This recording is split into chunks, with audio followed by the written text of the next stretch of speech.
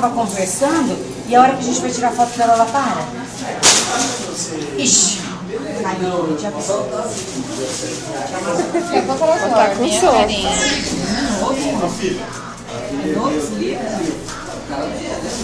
É novo, Félix? É novo? Eu sou uma comprei esse dia. Se sua mãe na Livraria Cultura não tem. Que delícia. Olha, ela vai toda vez. Ai, eu também acho que eu ia adorar.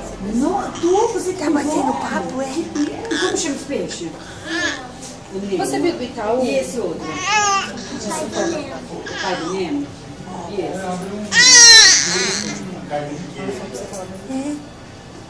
O que tá fazendo?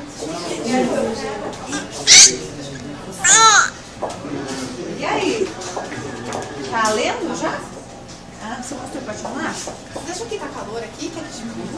Não, tá bom. Pra mim tá bom. Achei o máximo E Ju? a pintura dele. Ju. É super legal. Ju. As tintas aqui? É? Chama, mãe, chama. Não, tem Ju. cabeção.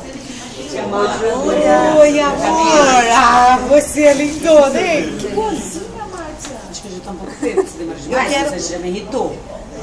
Não, você me Não irritou. sou.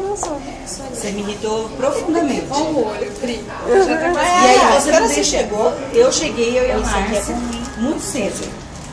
Chegamos 7 e pouquinho, né? Parece que é uma moça já. Não, umas 7h30. Não, 7h30 eu te mandei mensagem, falei, você tá saindo? Eu tô